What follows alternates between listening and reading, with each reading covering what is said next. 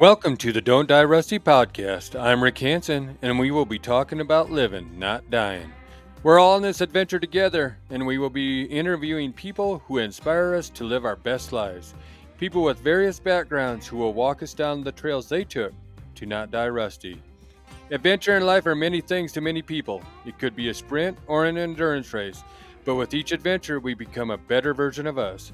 We hope you keep chasing those dreams, being the best you, and of course, don't die rusty. Hello, Don't Die Rusty Nation. I'm here tonight with, of course, our co-host Ricky Brule. Hello. We are lucky enough to be here with Miss Melissa Bardfield. Yep, I'm happy to be here. And you know what? This has been one I've been talking to Ricky a long time about wanting to do this with you. And now that we have more to talk about, and it's just, this is going to be a heck of a conversation here. I'm excited.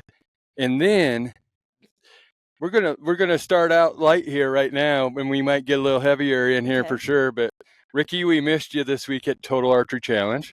Yeah, it just wasn't the same, was it? No, it wasn't. And I got all kinds of FOMO watching you guys over there. Ugh, tough to watch, but it was really great. It's good to see you guys having a good time. But you know what? You missed. This is the fun thing about Total Archery Challenge, and I don't know if people really get that. It's not all about the shooting, of course, because it is about shooting your bow.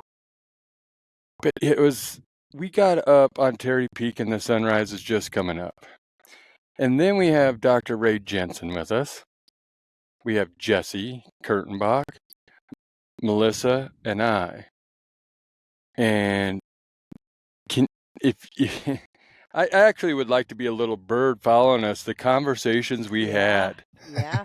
And how they evolved to, by Target 2021, we got really deep. It was getting, all the conspiracy theories were coming out.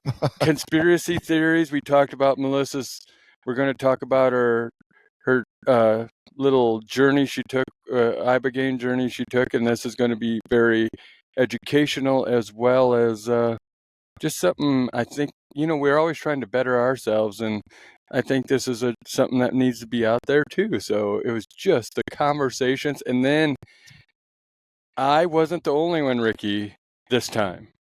Ray forgot to move a sight too, so we both missed different targets, but he forgot to move his sight, and I forgot to move my sight. So I'm like, oh my gosh, I was good left to right. Yeah. It's a lot easier to fix than, a grip or shoulder or, anchor issue. Exactly. But our conversations were amazing. And Melissa has been adventuring around the country. She's been doing so many good things. And why don't you just give us some. So I don't want to get into the Ibogaine thing yet, but just tell us what you've been up to. I've been in St. Martin all winter, working on my Jiu-Jitsu school, developing that. I promoted my first 3 black belts this past year. Hanzo Gracie came down last April, so I'm a Hanzo Gracie school. I'm a black belt under Hanzo Gracie, and after at that time it was 14 years. Now it's been 15 years teaching. He finally got to come down and see all my students and be there for my first 2 black belts, which was just really epic for the whole school, because he's like larger than life. He's such an incredible maestre, we would call him, like a master. Yeah. And the proof is in the pudding. My students have far surpassed me in technique, and they just love it. Like, it's so. That was really, really special for me, for my students to get to meet Master Hanzo Gracie, for Hanzo Gracie to see the work that's been doing of Jiu-Jitsu, and all my kids. We had a kids graduation and an adults graduation, and he taught a seminar, and it was really, really special for me, for my students to know we're part of it, and to really see we're a family together, sweating and training and learning, and from age 5 to 60. So That's yeah, amazing. so that was really special. I got to go to South Africa last summer. So that gave me a lot of time, of that stress inoculation that I really kind of craved and needed. It's not like you have a tag and it's one and done. It's like, okay, you go home, Yeah. you start again the next day, and it's quite a game-rich environment. So I learned a lot about myself and about bow hunting, and that was all archery. I didn't bring any firearms. So that was really, all the tacks all summer were preparing me for that. So. And they do that. Yeah. Really, when on my mountain goat hunt, I attribute, we shoot angles, and I attribute that to shooting my mountain goat too. Yeah, I know which overhead branches I'm going to hit with my arcing arrow. I know when I have to take a knee. Yeah. It's funny you have to take a knee. I mean, I'm just saying, you're not real tall. I my 25.5-inch draw. Okay. So. But before we get too deep into this thing, I want to say, you know what? We're in your Sprinter van doing this episode, the traveling adventure machine. My adventure van, and I have my dogs, one under me and one on my lap. So we're a package deal. Yep.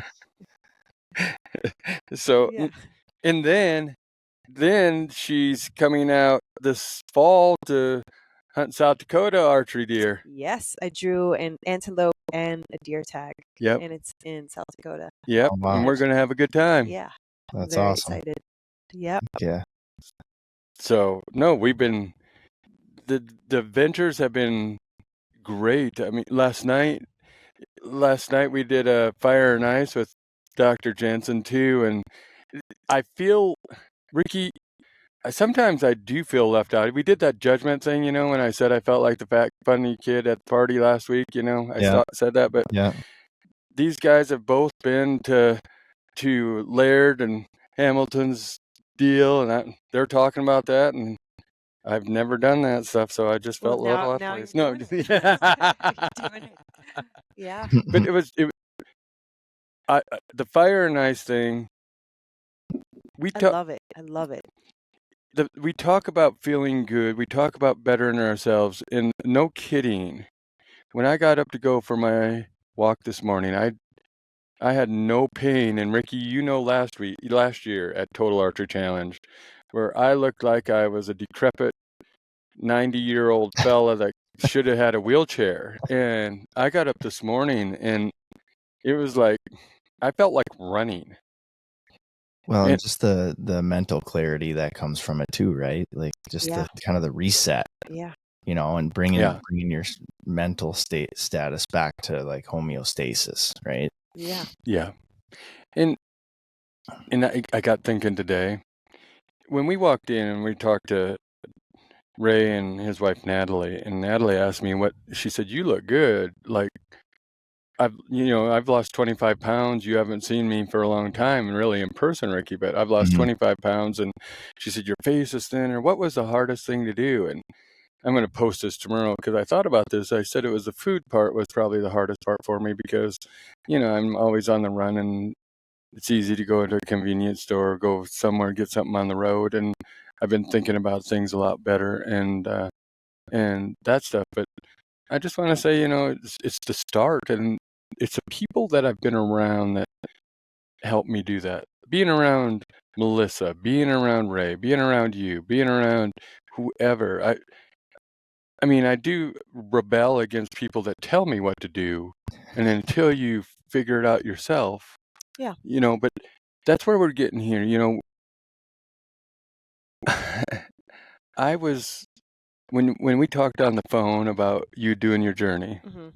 We might as well just get into it. My mind was all because like I said, this is, and I've talked to other people that have been on a psilocybin journey, not on any episode, of course, but I've talked about that. And what brought you to go on this journey? That's a good question. I felt really pulled to it from having met specifically veterans that have taken Ibogaine and really reset their lives. Really, were on downward spirals and were able to find a lot of clarity. And I read a lot about it. And I had been talking to a therapist every week for an hour every week, and I'm just talking in circles, and feel like I'm not getting any better. I'm still having the same negative core beliefs, the same thoughts, the same, I was just not happy in my own head. And I really just wanted a reset, like a control alt delete. And I I did a lot of research. And the first place that I was recommended to go to the Mission Within. Sent them an email, and I had a first intake call. It went great. And then I spoke with a nurse. And after a long talk with a nurse, she sent an email back and said, I don't recommend you for Ibogaine. I think you should try and do, a guided psilocybin journey or ayahuasca, but I don't recommend Ibogaine for you. And I was like, no, but I was like, most people walk around trying to be like, no, I'm fine. Mm-hmm. But this is the opposite. I was like, no, I really am messed up. Like, I really do. So I emailed back and I said, with all due respect, I really feel like I need to do this. Then the director recommended a medic and I spoke with another person who recommended him, who was going to send his son to him. So I was like, okay, I'm going to go through this particular medic and just started from there. We probably should tell people what Ibogaine is. Yes. So yes, that was going to be my first question. Yes. So Ibogaine comes from the Iboga plant, and it grows in Gabon, Africa, and it was used by the Bwiti tribe as an initiation. So it's a plant medicine. It comes from the bark, and there's an origin story and a myth with porcupines that I heard once. That the porcupine, a woman had checked the trap, her traps, and a porcupine had been eating the iboga plant, and she ate the porcupine and then saw these, hallucinations and connected to her ancestors. But somehow the porcupine has always been kind of connected to the iboga, or I read elsewhere that the porcupine was eating the iboga and they saw the porcupine kind of acting differently and realized. So it's used by the Bwiti culture, and then they somehow pharmacology isolate it, and it's it's about 6 or 8 hours, and I do want to caution that I had to get an EKG prior just to make sure that because there's issues of cardiac issues with taking it, so it's not something that you're just going to take in in your backyard with your buddies, and it's not like a fun psychedelic. It was a long journey, and I was most afraid of they say you feel like seasick, or like when you've been on a boat all day and you come back and you get like land sick, and you can be nauseous, but you feel that seasickness. So I was really worried about that because I get motion sick, and scared. This is probably the scariest thing that I've ever done. I mean, going to Alaska as a packer on a doll sheep hunt, driving my van by myself. Like I've, done jiu-jitsu tournaments, traveled across the world to potentially get strangled unconscious, like in front of my friends and family. Like I've done a lot of scary things, and this was absolutely the most, all-encompassing planning for it. And going into it, we had a lot of Zoom calls. So it was with a medic and another psychotherapist, and they had me doing a lot of journaling and a lot of kind of identifying my negative core beliefs and finding positive affirmations that counteract those. And then going in with the intentions of really believing these positive affirmations. And those affirmations were, so some of the negative core beliefs, I was really just negative and down on myself and not getting along with people and pushing them away, and then feeling like I'm lonely, but then pushing everyone away, and feeling like I don't deserve what I have, feeling I'm not worthy.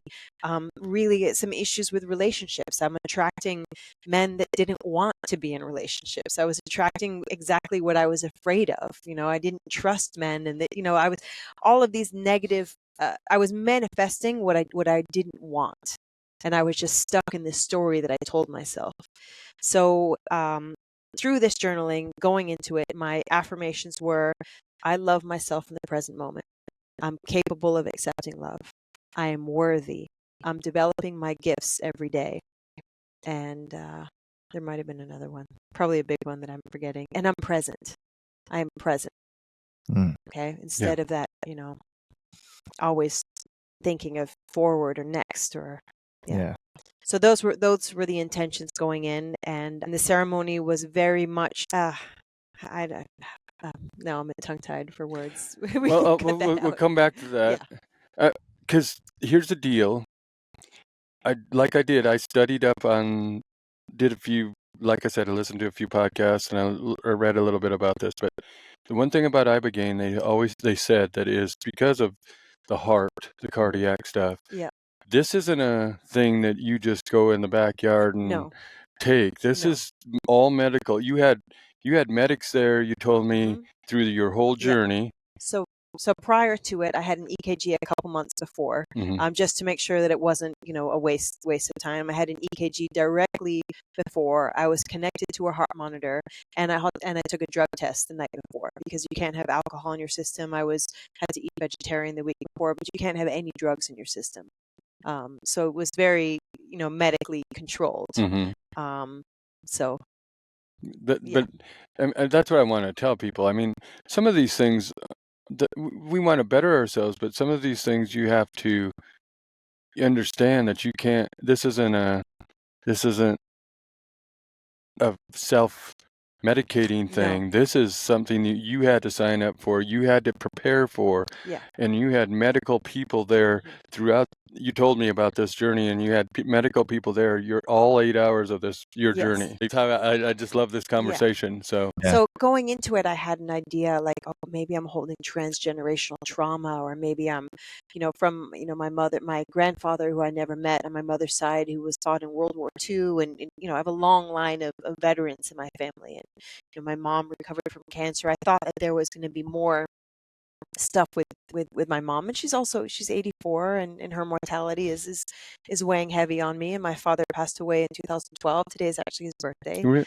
So there was a lot. I had a lot of family drama that was just created by me being unhappy with myself. So I was really kind of starting to spiral. Everything's great on the outside and my school is going great, but I was just deeply unhappy. Can I say, I mean, I'm not saying that, I'm looking this from a 30,000, well, we better not, because I couldn't see 30,000 feet probably.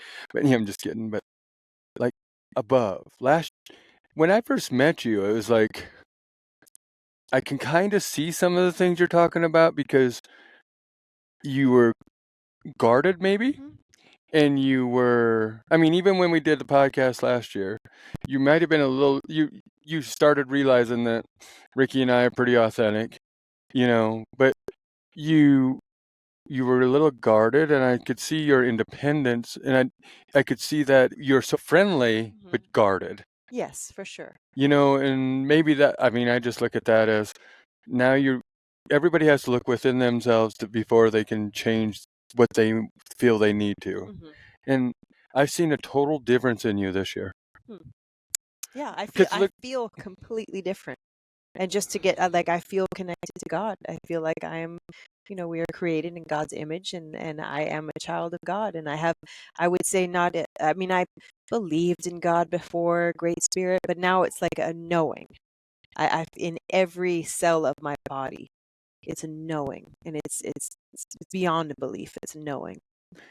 Cool, I'm excited to get into that. Yes, you'll love this, but it's cool. What I was talking about before too, that you stayed down at the bottom at the gravel at Terry Peak, and now this year you stayed up by the cabin. She was still in her Sprinter van, but we plugged in at the cabin, and she was closer to us and knows that she could. Although I have to say she might be in Jiu-Jitsu, but she's also a ninja. Did you know that? Because that's like the ultimate compliment for any martial artist. To call someone a ninja is like that's the highest accolade. She shot. Even though I don't do ninjutsu. It's still, but she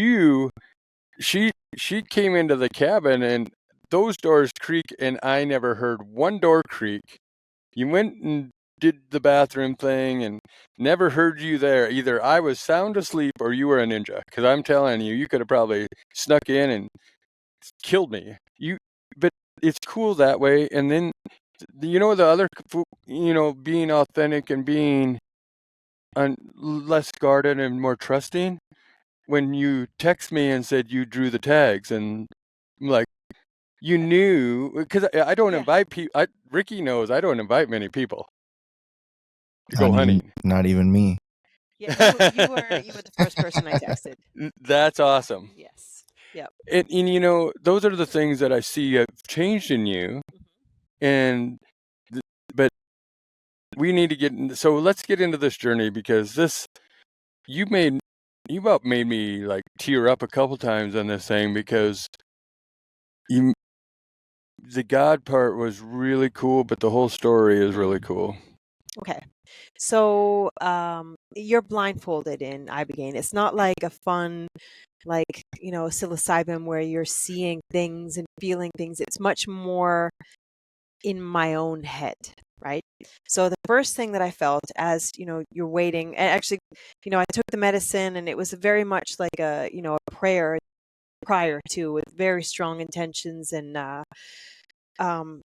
I went in laughing, like, I just kidding, like, I took it, and like, I mean, I went in giggling when they connected all the notes. So it was kind of and I guess I do that under high stress. But the first thing I felt was, and it's going to sound so cliche, is patience. When you're laying down there, and they have music playing and sound, and everything's nice, and had the eye mask on, felt patience, like an overwhelming just feeling that patience is that I need patience to myself, patience for the medicine to start working, patience for other people. Because when you're truly patient, you're present, you're in the moment. You're not thinking of it's timeless, right? You're not thinking of the past, you're not thinking of the future, just patience. And I've had to remind myself that a lot, and just as keep as I returning back into the wilds, like patience. So, and then Mel, how is it ingested? Is it like a capsule form, or the yes, Ibogaine? It was a capsule. Okay. Yep. Okay. And what was unique was when I started speaking with this medic, he had it's based on your weight, and he had the exact amount of medicine for my exact weight. Okay. So it was kind of meant to be, and the timing worked out really perfect, that I didn't have to wait for the other Mission Within's next women's only, because they don't do co-ed journeys, was in September, like right in the middle of archery season. Like, okay, how am I going to make this work? So all of these kind of coincidence, providence, all these things lined up really, really well for it. And how long does it take for you to, like, from when you took it to like when you started to have that feeling, that calm feeling of patience? That was, it's hard to tell time-wise, because things kind of were timeless, but I would say 20, 30 minutes in, and then almost immediately after feeling this message or teaching of patience, I felt what they describe as ego death. I felt like part of space, like part of a collective unconsciousness. I was not Melissa. I was not my body. I was connected to space. I was above Earth, and just not, I wouldn't say observing, but just connected to everything. And I think that's the really, really powerful thing of plant medicines, is that they can connect us to this collective unconscious, or Gaia or God type energy. And I saw a lot of different things and felt a lot of different things, but the most powerful thing was I felt a strong connection, like a white line of light directly up to my father and grandfather and all of the patriarchs, all the way up to really seeing and feeling God and Jesus, that Jesus is the Son of God. Now, I grew up Jewish. I grew up like, we don't, we believe that the Messiah hasn't come yet. We're still waiting. So this was just like, whoa. Like, I mean, I really, really clearly not as much saw, but felt. And at one point in the journey, I remember thinking like, okay, now I need to find my mother's line. And now I need to find my grandfather, my mother's father. And something said, no, you have more work to do here. You need to spend more time here. I could describe, even further, seeing this battle of good versus evil, of good versus of God, of light and the devil, and this epic kind of battle of yin and yang that's that's happening on Earth right now. Like as especially now as we speak of, that we don't need to get into the world politics, but things are quite volatile right now, to say the least. And that greed is a big, powerful force of the darkness. And at one point I felt myself getting pulled down, like getting sucked down as if it was like a church steeple or a well, just getting pulled down. And I felt like I something told me that my work is in the light. I have to stay here in the light. I don't need to go down into the depths of this darkness, that my work is in the light. And it was almost like, you ever see a dog that doesn't want to take a bath and his legs are like whooshing in the door? Like, that's what I was like. Like, no, like something kept me from getting kind of sucked down into the darkness. And I also had the strong feeling that no matter what, even if evil it will win, we still have to keep fighting for the light. That is my work. That is my purpose here. We have to bring this light and this love. As time, immediately the medic and the therapist recorded what I, as I was kind of coming back into my body, what I was saying. But as through the next day, I did a lot of journaling, and through the following weeks and a lot of my dreams, I really more and more was, as I kind of reintegrated, remembered and felt from my journey. And a big part of it, I was underwater. I felt like the feeling like when you're swimming and you're underwater, and just yeah, it was really wild. And what I haven't also mentioned is the Ibogaine is also done in conjunction with 5-MeO DMT. So I did the Ibogaine on the first day, on the Friday, and started it in the morning, and it lasted through the afternoon. Tough to sleep after that. It's crazy. It's like I was exhausted. I had laid in bed all day and I was exhausted, and it's difficult to sleep after it.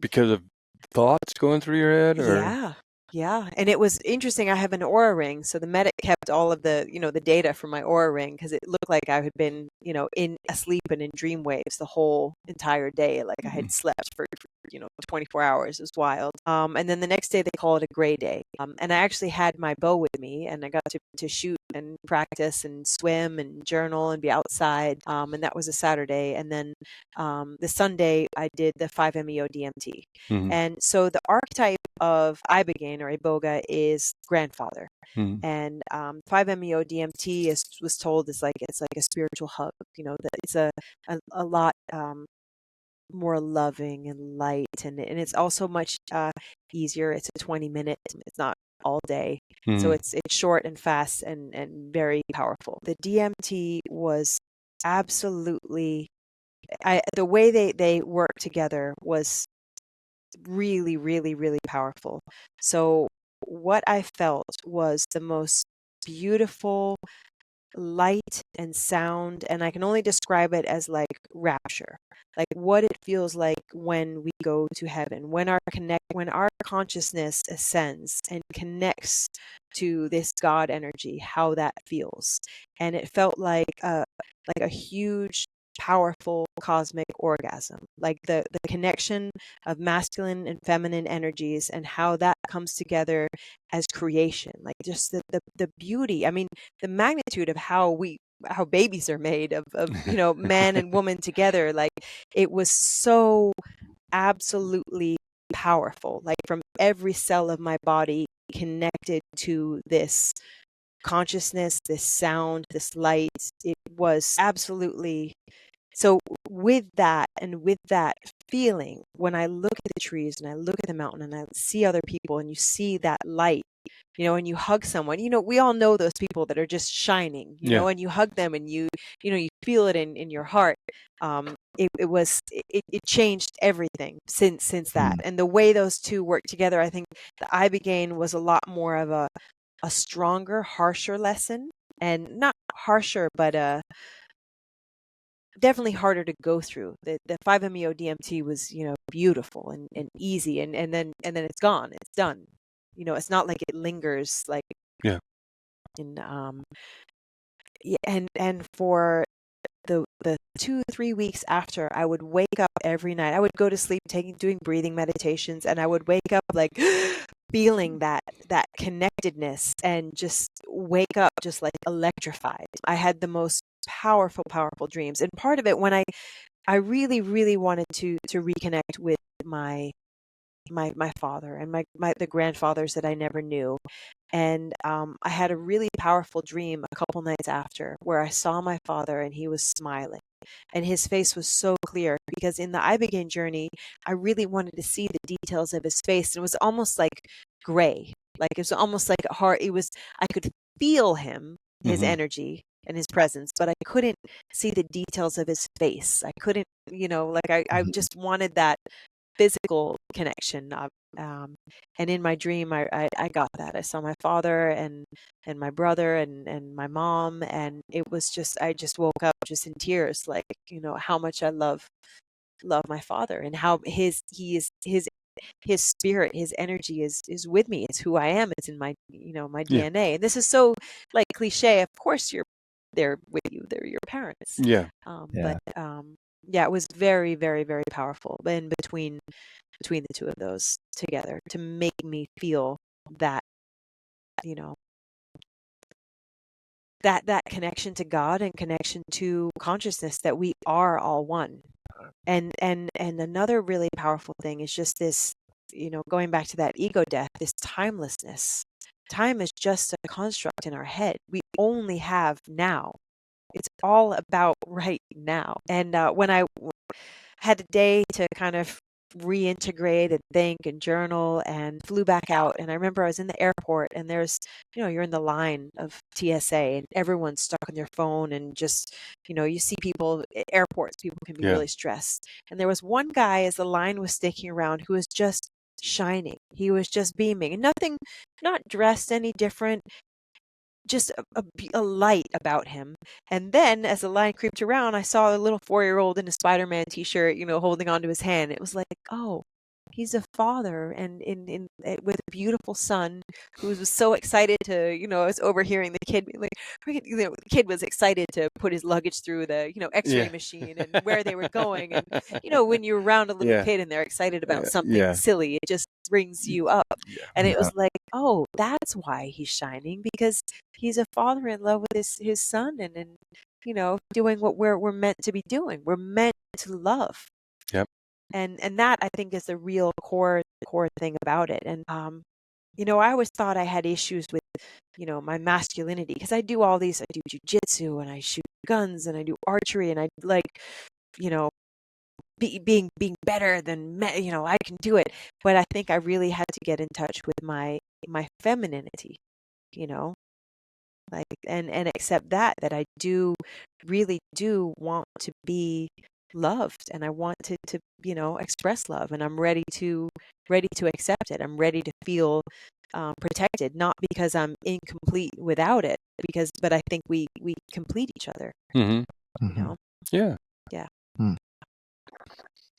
That's amazing. That's so it was interesting to me when Rick had said to me the things in the story about what you'd witnessed with God and with Jesus, because I remember you telling us before about how you had grown up Jewish, right? Mm-hmm. And so I'm kind of curious about how, like, since the journey, how has your, like, thought process, or how have you been, like, are you doing any worshiping in any specific way, or have you put any dedication into that, or are you just kind of letting it kind of just come as it goes? Or so that's a good question, and I did want to get into this, is that if returning back into the wild, into the regular world, I had to really, they say you have a 90-day window of neuroplasticity, where the daily habits that I do and follow now post this journey will be lifelong. yeah. And these changes will be lifelong if I can continue it. So when I wake up in the morning, my phone is not, I don't look at my phone. I do my breathing meditation. I have silence. I look at the sunrise. I follow all the Huberman Lab protocols. Look at the sun. Look at the sky. Doing my breathing meditations. Taking the time for silence. Taking the time for journaling. Been writing down my dreams. Making sure I exercise. I'm eating clean. I didn't really drink alcohol before, but I'm not. I'm living really clean, trying to keep my thoughts clean. And it's not like I'm fixed and I keep going back when I find myself going back to these negative beliefs and distrusting, I just have to trust and have faith in God, right? And that He is guiding us. And a wise friend of mine, a black belt friend of mine, said the difference between coincidence and providence is ignorance. So I really have to believe that all these people that are in our life and these conversations that we have at every time is for a purpose, and it's going to either help that person or help you, or we really are, we have a purpose in life. And so I don't know if that answered your question, but in terms of my belief in God, I went to the Bible store and I said, do you have a scripture for dummies? Like, where do we start here? And it was the most epic. Like, we were both the lady in the shop was in tears, and she said, can I pray with you? And she picked out a Bible for me, and I think it was a New Life Translation. And I got it home and I started, and someone gave me I have a Bible app on my phone, and it shows the different translations. And some of the translations, it didn't really sit with me. So then I got another one that had big print, a King James version, and it also didn't really sit with me. And now I have another one, the Charles Stanley version, that I feel is more okay. That's it's like Goldilocks, like too hot, too loose. So and I'm overwhelmed by scripture. It's so. But I'm just kind of taking it chunk by chunk, and I'm really focusing on the breathing exercises have really, really been powerful for me. I kind of found my yoga, and I mean, the first yoga class that I did when I went back, it was like I felt like all of our collective energy in the room. I've been doing yoga since I was 17 years old. So this is over 30 years of doing yoga, and now the Om is like, okay, this is the primordial sound of the universe being created. So my yoga really, really kind of changed. It's just, breathing and movement, and, even my jiu-jitsu kind of changed. Really? Yeah. I remember training. It was like patience, patience, patience. Now go. And the funny thing is we have all these Zen moments of feeling, but I was in the house alone and Zen and Zen and Zen. And then I heard something, and it's like immediately I'm like, okay, what weapons do I have? Like, we can snap out of it. It's not all Zen and patience all the time. Like, we still have our, our senses. Yes. Like, it doesn't. But you told me up on the mountain that also, you didn't mention this, that your hearing was impeccable. Yes. Yeah. So that's a really crazy thing on the Ibogaine is my sense of hearing was so powerful. It was like I could see sound. I could hear a phone charger plugged into the wall. So hopefully I can tap into that in hunting season. There you go. I've always found that in hunt. Like, then I can, when I spend time in the woods, I can hear very, very well. Eyesight, not so much, but hearing. So that was really, really, really, really neat. Because that would be interesting, like have such a powerful hearing, to hear so well. Yeah. Because how many of us?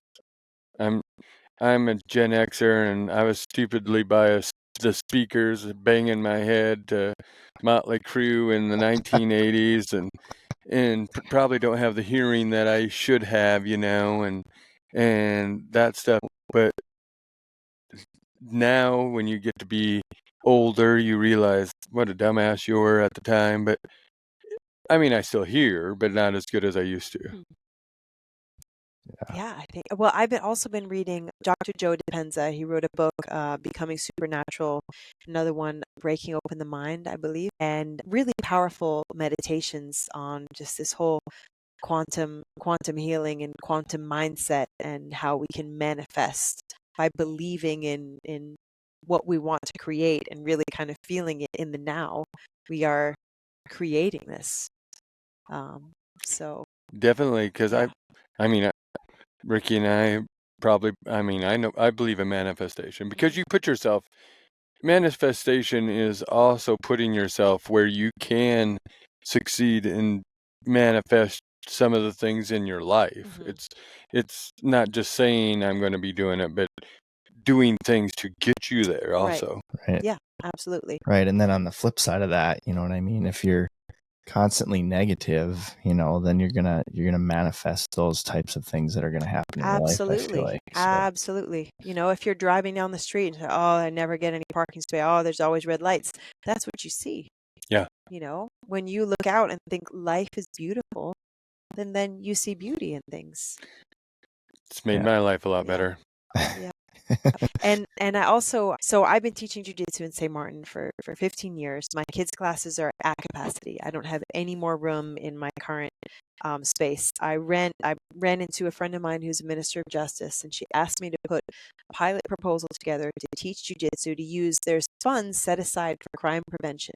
So I've spent the last couple months working on this proposal, and now it's just through the bureaucracy and the admin to get this done. But I really, really, truly believe that this is going to work. And it's been done in Rio. It's been done in Sao Paulo. It's the national sport of the United Arab Emirates.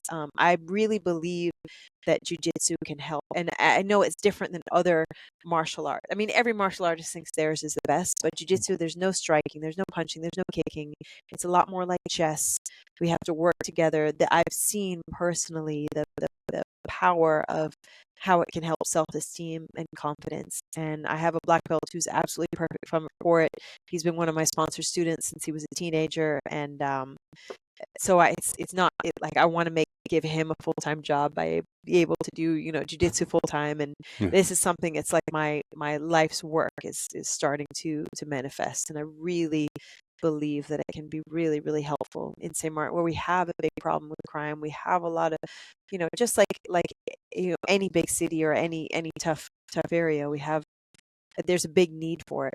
So things have been getting better on every aspect of my life, from financial to family drama to relationships. Things are really, really looking up. And yeah. Well, I think karma comes too. Yeah. You start do good things will happen to you, and you're doing. Yeah, I tell you, but you're one of the nicest people I know. Thank you, Rick. You too. When I first saved your name in my phone, I wrote Rick, super positive. Just to make sure I knew which. Yeah. I bet I'm in other phones not like that. No, I'm just kidding. Well, yeah. I'm like super intrigued by this, and I not to compare by any means, because like in the past I've done some, I've taken a few little trips down the road with psilocybin in the past, and just with those experiences, when you're talking about how nervous you were and how scared you were, even with those, like I didn't do anything that you would call a journey. Like I know you can do a psilocybin journey too, and I never did anything remotely close to that. But even just like during the experience, and then like after, how it just opens up all these new neurons in your brain and just kind of opens things up, and then kind of transitioning back into reality it's kind of a different thing. So I'm curious about how that was. I know you said there's like a 90-day window of neuroplasticity, but how, you know what I mean? I'm just imagining you being at the airport and how overwhelming that probably had to be, because of all of how everything was opened up, your vision, your hearing, everything, you're feeling, and just all these phones beeping off and things. I feel like it would be wild. How was that? So, well, Doc Nick mentioned that, right after, you don't want to do anything. You don't want to get a divorce, quit your job, move, do anything, brash. And also he said that, like, prior to this journey, it was like I had a telephone pole in front of me.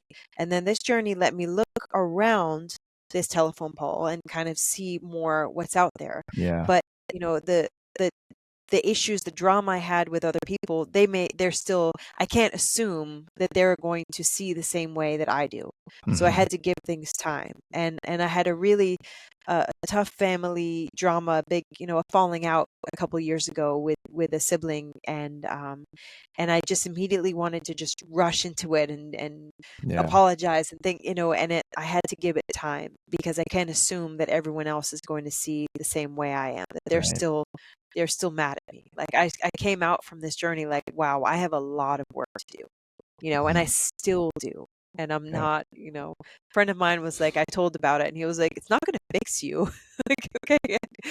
But, yeah. So you can't assume that everyone else is going to see things in the same way that you do, but I did give it time, and it's just I think my life is infinitely better than I could have ever possibly imagined. And I think it continues to surprise me. I'm not surprised. And what's really special right now is I'm traveling across country, and I'm just letting fate decide who I sit next to, in a chair. Like today I got a pedicure, and the lady sitting next to me was taking a break from, her husband, who has Alzheimer's and dementia, and my dad had Alzheimer's and dementia. Just getting to chat with this lady, of all the people that I could sit with, to have this conversation with this lady. So letting my life be just trusting God, and trusting that this path that I'm on. And sometimes I'm like, why have I been so attracted to shooting projectiles? Like, what is it about archery that I just love? And I can't, I just I'm just going with it. Yeah. But it's also interesting. Like, you're going to leave here and you're going to learn how to pack mules. Yeah. So I signed up for a packing course. So I'm skipping Red Lodge, Montana. I think I've done enough. I'm bummed, a little bit of FOMO about not shooting tack, but I'm going to go to Royal Tyne Outfitters and learn how to pack with horses and mules. And I did a little YouTube lesson so I can do the basket hitch. I can already tie a bowline. Now I can tie a bowline upside down. So I'm going to go hang out with horses and mules for 3 days. Cool. And yeah, I'm really excited. See, I can barely tie my shoes. There's YouTube you can learn all the knots. Okay. On YouTube. Yeah. That's so why I want to get a leg up.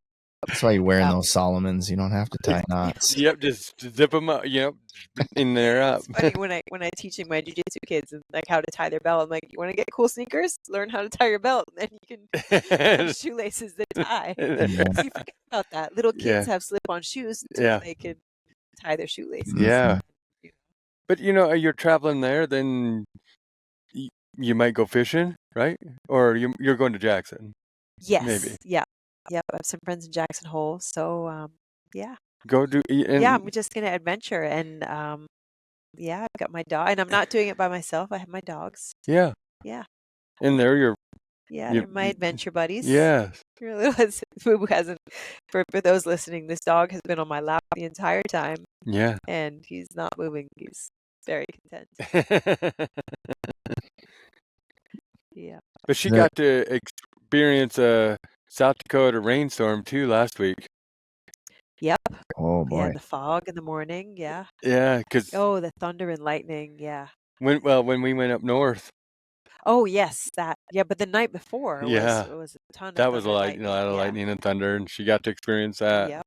We were driving down the road. I was going to kind of showing her where we might go hunting, and you've been there too, Ricky. But on our way up, I'm filling up with gas, and Midwest storms. All of a sudden, it got cold. Like it was like 80, 90 degrees, and all of a sudden it was cold. Yeah. And I'm going, oh my gosh, we're gonna get hailed on. We headed north, and it was coming down so hard that my windshield wipers could not keep up. And I mean, Melissa's probably been in a hurricane, I assume. Yes. But it was just like, oh my gosh, lightning, thunder, South Dakota. Yeah. The only thing is we don't have to worry about drowning in South Dakota.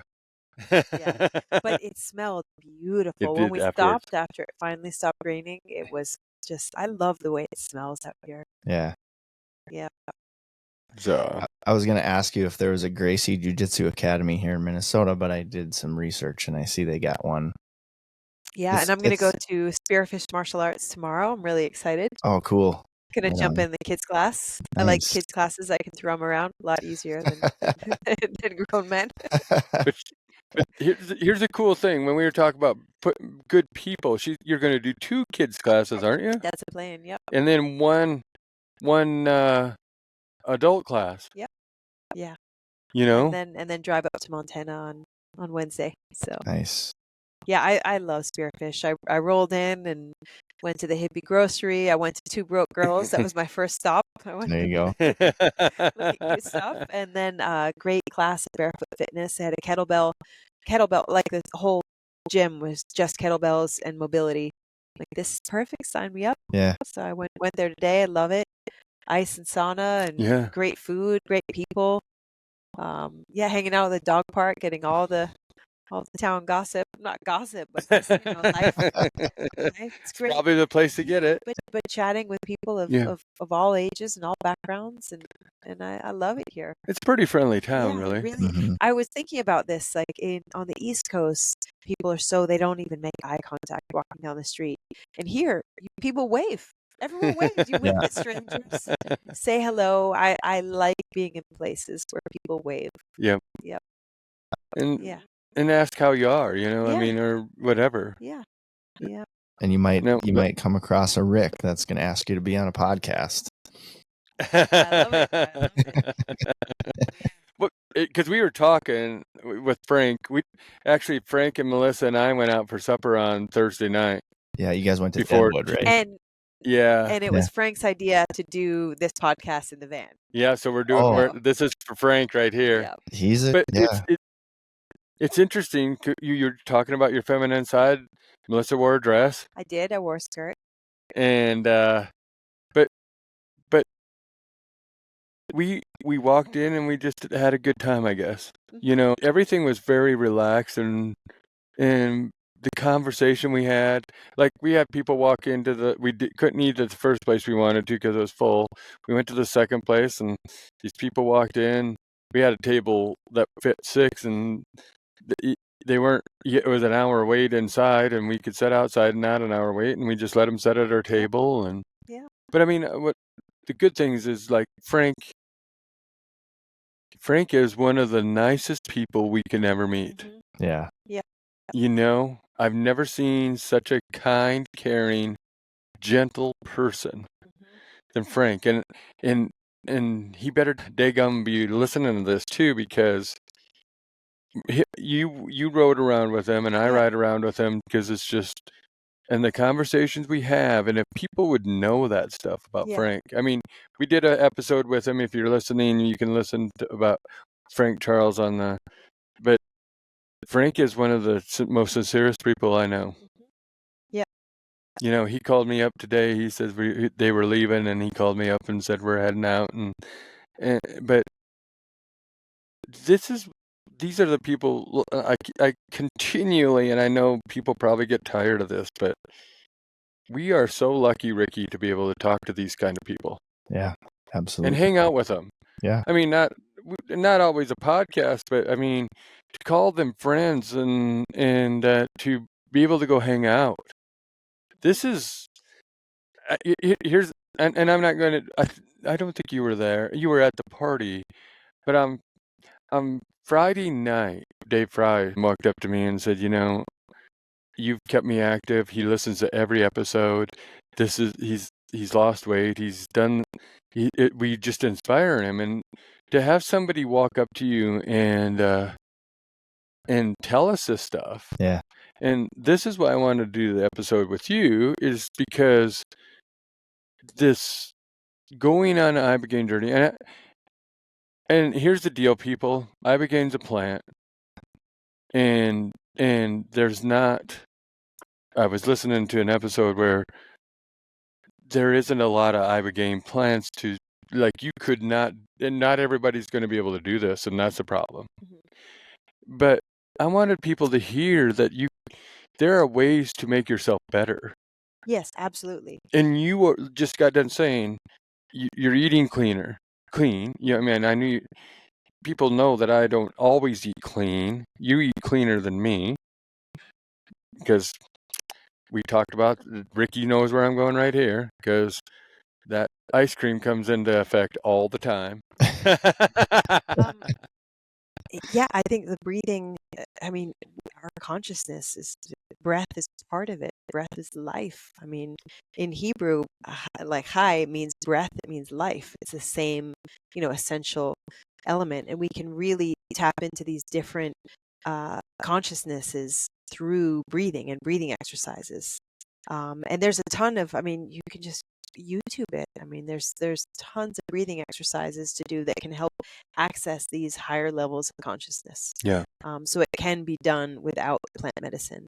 And I believe there is going to be an issue of sustainable development of the Ibogaine, of the Iboga plant. And it was just, I believe it was just voted on in Texas to legalize it in Texas because it has incredible results for PTSD, for traumatic brain injuries, and especially for opioid addicts. Like it's been extremely successful for it. Like probably the only thing that's really can help as long as people can stay out of that environment for for the time coming out of it. So it's an absolutely powerful plant, and I'm sure the pharmaceutical industry will try and synthesize it and they'll try and monetize it. I don't know if it'll be the same as having the root of it, but it is too powerful of a plant medicine for it to be ignored.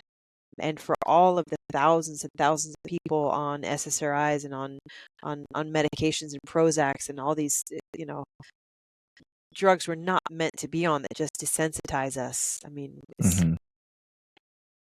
well, I'm on this journey of becoming healthier, and I really get on because the one episode I listened to is like, is plant-based medicine better than pharmaceuticals? And they all have their place, but and you'll have the ones that say that these plants are poisonous. Well, here's the deal. If you took too many prescription pills, that's poison too. Yeah, I think if you drink too much water, it could be toxic. And exactly, and this is the scientific part about this stuff is the limit of you got to know what you're taking. Yeah. Like it's not like you're cooking a meal where you put a dash of this and a dash of that in, and this and that. It's down to, like you just got done saying, they had your weight. Yes, it's down and they to knew exactly what you needed. And we didn't get into we didn't get in what the DMT was. Oh, okay. DMT comes from a toad, and it excretes it from its glands, and then it has to be smoked. So if you try to eat it, you don't get the same psychedelic effects. So it has to be inhaled. And I have pretty powerful lungs, so I've been doing all these breathing exercises going in. So it's smoked. And they all watched you there too. Yeah, it was very safe. Because if you vomit, you can't do it by yourself, because it's just the danger of so I was very safe and very controlled, and there's no way I was going to fall and hit my head, and I was very, very controlled and safe, and very high level medic, and psychotherapist, and everything was controlled and safe. So it's not something you're just going to go do in your backyard with your buddies. It's something to do, and the work I did leading up to it was, I mean, it felt like a full-time job. Like I'm not going out with my friends. I was staying home and journaling and thinking about things that were really getting into these negative beliefs that it's not fun to think about and dig into, but it was very necessary. And I think I think the power of this medicine is that it can help. You can do talk therapy for years and talk yourself in circles, and I never was feeling better. I remember first started talking to a therapist. I'm like, okay, am I better yet? Like, when is this going to end? Like, no, I'm just, re-talking about the same things and the same problems, and it just felt like a pardon my French, just a bitch session every week. I wasn't actually getting better. And I have always liked, to exercise, to train, to sweat. Like I need a purpose for it. Like I couldn't sit and meditate, but I can do a power yoga class. Yeah. I'd rather do jiu-jitsu as my meditation and shoot my bow as my meditation than kind of sit there and try and meditate. I heard a good analogy kind of about this today. It's like when you go fishing, you can give a person a hope to catch a fish. Mm-hmm. But if you gave the person a fish, there's no hope that you just Yeah. gave them the fish, if Yeah. you understand what I'm saying. They didn't have to go on a journey to catch the fish. Mm-hmm. You just gave them a fish and they didn't get anything out of it. Right. Is what I'm saying. You have to go out on the lake and you have to do the fishing part before you catch. But if you gave a person a fish, it's just like, thank you. Right. And I think that's where we go, because we were talking. It's expensive for one thing. Yes. And sometimes it's sad that these things are so expensive, in the aspect that some people that would really need it or could use it don't have it. Yeah. And I think Have there access. are organizations that are really trying to do this. There's vets, there's organizations that are trying to make this available for veterans, because we know that this epidemic of veteran suicide is absolutely just devastating. I mean, it's every day, and it's so many veterans that really, really need this medicine. And I almost felt like guilty, like, why? There's people that really, really can use this medicine and need this medicine. So I really hope that, I think the legislation in Texas that it's being passed, and the more people that do it, and the more, people like Joe Rogan shined a lot of light on it, and the Sean Ryan show shined a lot of light on it. And I think the more people that can come out and talk about it, the better, because if it's too powerful of a medicine. And I don't know many people that have. Actually, that's not true. I do know people who have had life-changing experiences on ayahuasca. So it's not just the Ibogaine and the 5-MeO-DMT. There's a lot of other modalities that may be a lot more accessible, that people can find a lot of, connection and higher consciousness, and be able to bring that, back into their lives. Because where I was going with that is, there could be people that are listening to this and just think Western medicine is the only way to go. And where I'm going with this is, I've learned that Western medicine isn't always the way to go. And not that we don't need some. Not that we don't need the emergency, like, we're having a heart attack, we need to go to a doctor, exactly. kind of But thing. I think with everything that we went through with COVID, we know that the pharmaceutical industrial complex is not out for our best interests. No. They are out for their financial interests. And we know that very well. We know that the food that's being marketed to us and these drugs that are being marketed to us are not, they're for financial gain, they're for greed. And I think the more we can open our eyes that it's not, and it's really scary how, AI and our phones and all this is controlling this narrative, and we're not thinking for ourselves. I think the people that listen to this podcast are the people that we meet at Totally Archery, the people that a lot of us that surround ourselves with. We are questioning things. We are looking at things. We are looking at the news and saying that I don't really trust that. But the most of the population is really taking things. Oh, Fauci said I got to trust the science. Okay, I got to get my booster. I got to get, I was vaccinated and I wish that I wasn't. I want to counteract it, because back then we didn't know then what we know now. So I think, yeah. So no, I just think that we talk. I'm just curious about so many things, that we have opportunity these days to talk to people like you that have been on a journey, and talk and learn about so many different things that might be hindering us. Like, you're getting to the root of your problems by doing your journey. Yes. I'm getting to the root of my problems by eating better and finding out what the problems were internally. We all find ourselves in a different spot. That there has to be that switch. And because of curiosity, because of opportunities that so many experts, you just talked about Huberman or other people that are out there, they shine light on things that for me personally, I'm curious because I've talked about this before. I didn't know what the 7 deadly sins were.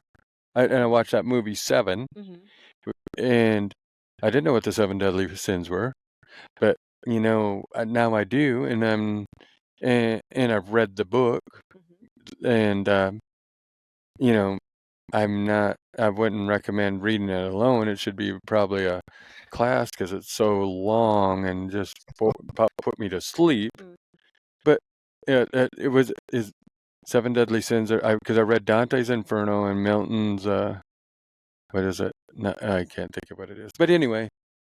Yeah, I mean, they say that when the student is ready, the teacher will appear. Yep. And you can't force anyone to make these changes or I think everything happens at the right time. I have to trust God's will, and sometimes it's so hard when horrible things are happening, when sad things are happening. And one very powerful feeling that I got from both the Ibogaine and the 5-MeO-DMT is a belief in our consciousness and being okay with death, especially seeing on the Ibogaine. I saw my death. I saw the decay. I saw the absurdity of our burial practices of it being in a casket when we're just going to our bodies are just going to decompose and our spirits are going to connect. I really believe this with every atom of my being, that our spirits, our consciousness connects back to God, that we are, and that's not going to make death any easier because we miss the physical presence of the people that we love. And that's hard for all the people that are left. But I truly do not fear death, my own death. I know I'm going to be, we sad when we lose our family members, but I don't fear death. I don't fear death either. I think I did maybe 10 years ago, but I don't fear death right now myself because I mean Ricky and I did the 24 hours of living, and Ricky knows I had this. I went and called it an infatuation, but this curiosity or this thought, it just bothered me, but I believe, like we talked about this on the mountain, I'm going to be cremated, and I'm going to be put in 2 places. And if you want to come and see me, they're beautiful places, but they're 2 of my favorite out places. Nice. Because and then you get the people you love will get out to those beautiful places. Exactly. Because I hate cemeteries. Yeah. They're cold, dark places to me. And I want to be out and just put me on 2. They're just 2 beautiful places. Put me out there. Yeah. If you want to see me, but we're all really forgotten, at least in 2 generations, if not 1. You probably won't, because you have so many kids that you're teaching, that you're affecting. Yeah. So you have, but we all affect people. But I like to hear that, because very few people think about death in that way. They're scared. Yeah. There's a lot of people scared of death even today. Yeah. I mean, I held my father's hand as he took his last breath, and I really been trying to come, try and intellectualize and understand it, because he was scared, and and I think for me, feeling what I felt under the psychedelics, I was prepared. I was ready for these to feel this. I was, ready to connect and try and understand, why we're here and our purpose in life and death. And I do have to believe that my dad did ascend, and that it was beautiful. It was just a little scary. It was like jumping off a cliff when you're not ready. If you're jumping off a cliff when you're going to be bungee jumping, it's like, yay. Yeah. But I think he was scared in the beginning, and that was very, kind of sat with me for, it's There's nothing bigger than us contemplating our lives and our consciousness, and that all of the one thing that's for sure is these bodies, this meat bag that we're living in isn't going to last forever, but our consciousness is. Yeah. You know. Yeah, I find it. I kind of can't even remember what it was like before, the dedicated faith that I put in God, and just knowing, like you said, like just having the confidence in knowing that your loved ones and that you will someday go to a better place or be in a better place, or and be around, like you said, all those connections with our souls and all of that. And I think that is where I really started to not fear death. And again, the biggest fear is like some of your loved ones, right? Like just thinking about how it's going to make them feel. And especially if they're not believers, or if they're not in that place where they don't fear death. But that's another episode. We recorded a few of those episodes. If anybody wants to get deep into that, you can go back and listen to those. But yeah, I love what you said about that. But isn't it cool, Ricky? Like, Ricky and I we believe, and what's the coolest part about that is when she said the light's shining down on her. Yeah. And it's almost like a near-death experience in that aspect. Yeah, you know what I mean? And you felt the arms. You said you felt. Didn't you tell me you felt like God was just surrounding you? I felt the presence of someone a man who I just met. And I kind of felt like his arm around me. Yeah. And I felt like a deep, like that. That's who I'm meant to be with.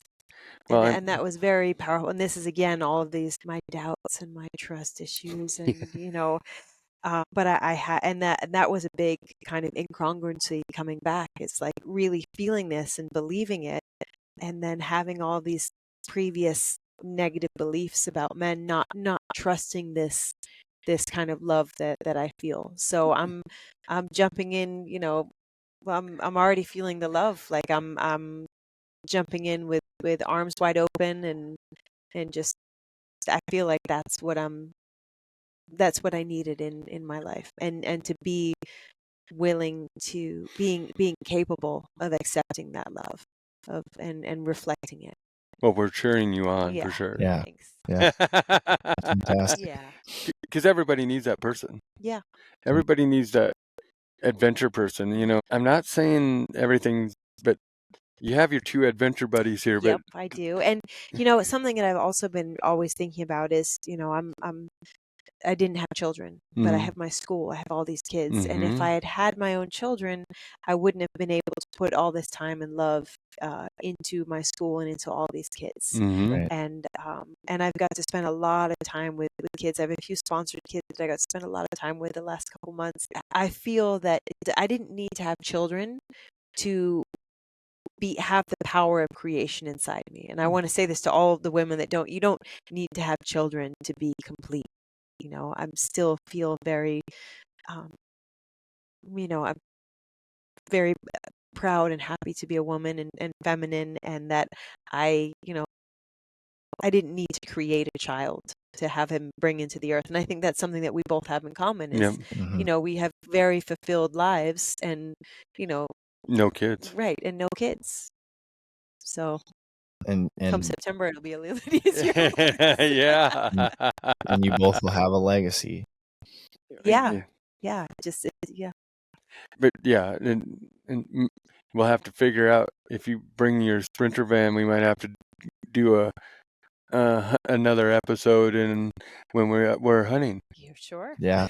Yep. Hopefully celebratory. Hopefully I can bring this focus to being in the moment, and it really brings down why this being a hunter and being able to especially with sending an arrow through time and space and taking this life and celebrating it and eating it and using every part of this animal. It's like that is such a powerful gift.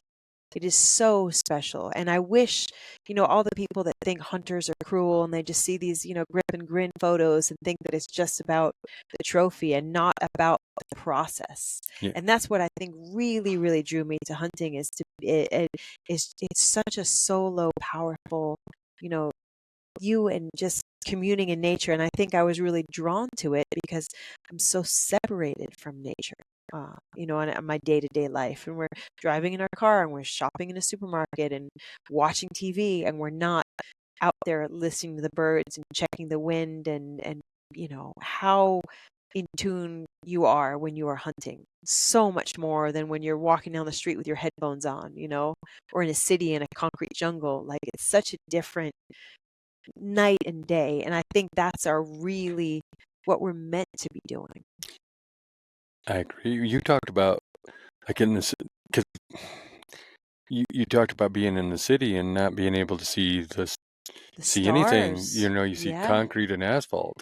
I mean, the gift you have here in South Dakota, that every night you can look up and see the stars.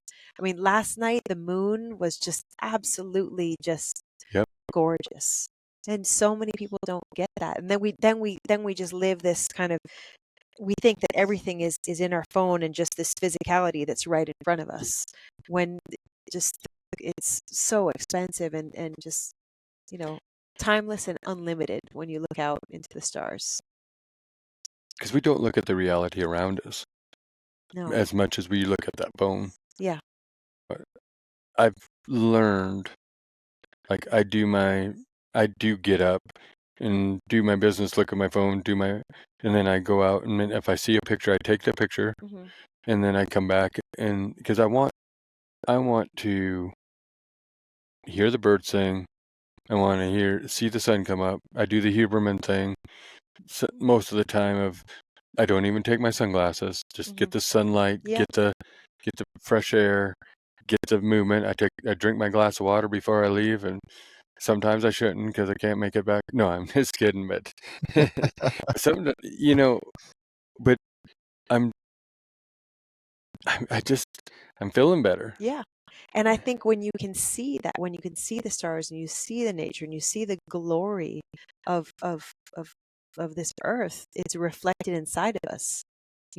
It's we have that glory within us when we're connected to God, and being connected to nature is being connected to God, I believe. Because Ricky, we talked about grounding too, like walking barefoot in the grass. Yeah. Mm-hmm. Some of those things are just, that's just what it is, and I think we're getting that. I just, like I said, Ricky and I mean, for sure me, I mean, I don't want to put words in Rick's mouth, but I just want everybody to have an opportunity to think about things to make themselves better. Yeah. And everybody we talk to, he has an opportunity to make them. So it gives other people opportunities to think about to make themselves better. Mm-hmm.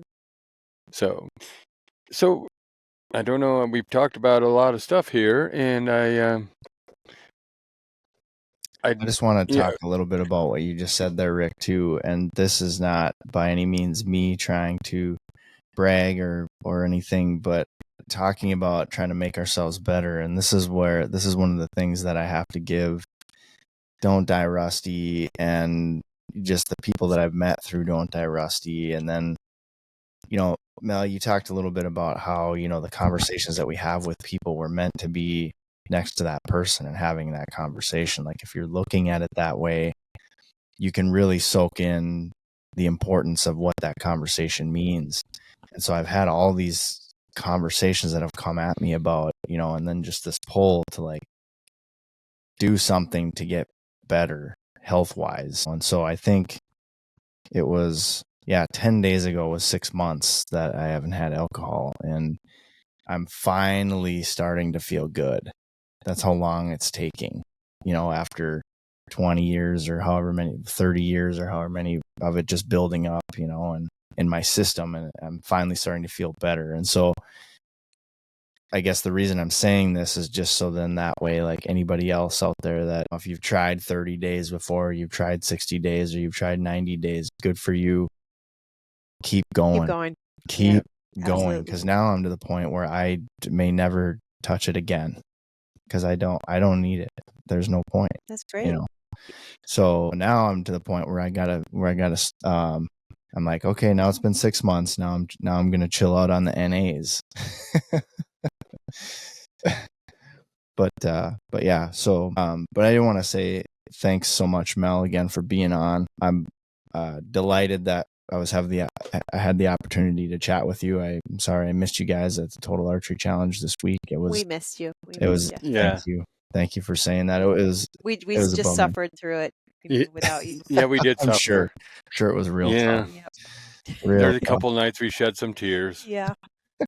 You didn't have to worry about me leaving my bow at the target. No. Almost kidding. But we did miss you, because I think you would have enjoyed the conversations we had too. Yeah. And those are the things that are so important.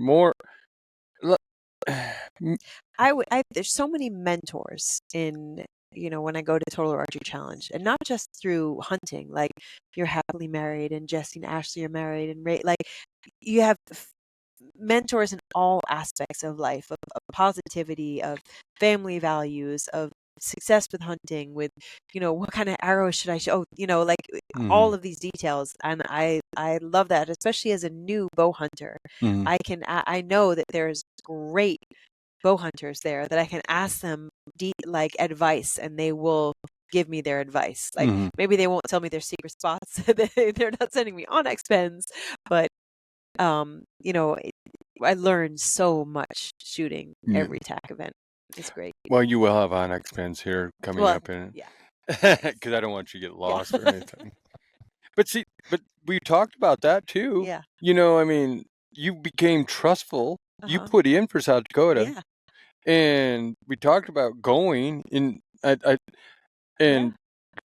talked about it 2 years ago. Yeah. And then last year, and then I finally drew. And Cindy knows that Cindy's going to be in Alaska being a grandma. Yeah. So Rick's going to be up in the hills helping a hunter. Yeah. That's nothing against babies or anything, but this will be fun. Wait till that baby draws a tag. Yeah. But no, this is all. I was looking so forward to this for a month, knowing, you know what I mean? And I was going to call you after your journey, and I thought, nah, I'm going to wait, because I just wanted to see how you were. Yeah. It's kind of like those things, like, I'm not trying to pilfer for information. I just want to see how you were doing. Yeah. And then we called, got the tags and all that stuff. So it's cool. Yeah. Yeah. But this has been just awesome. Yeah, it's been a great. I love it out here. Thank you, Rick, for looking out for me and all your friends. And anytime you're in this area, Yeah, I feel very welcomed. Yes. Very welcome. So thank you so much for being on. Thanks. This has been a great conversation. Yeah. Yep. Thank you. Yeah, and So, thank you guys. Well, we don't have an end to the question, because we talked about the good life. So here's the deal, people. You know what? I think it's the same as last podcast. I said basically being present, and I think that's the same thing. Isn't that funny? Being patient, being present. It is. That and love. It's all the same. It's timeless. It is, and I think we are. The more I'm seeing the love that this world is getting from all different types of people. Yeah. And this is great. Yeah. So anyway, don't die, Rusty Nation. Keep chasing your dreams, being the best you, and don't die, Rusty. Boo! That's right. The boo. Yeah. Pew! Thank you for listening to the Don't Die Rusty podcast with your hosts, Rick Hanson and Ricky Brule. The Don't Die Rusty podcast is written and produced by Rick Hanson and Ricky Brule. You can find us on Instagram and on Facebook at Don't Die Rusty. You can rate and review this show on Apple Podcasts and Spotify. You might find your review read on a future episode. Got a question for the Ricks? Send us an email at don'tdierusty@gmail.com. It too could be featured on a future episode. And if you haven't already, Please subscribe to the Don't Die Rusty podcast wherever fine podcasts are downloaded.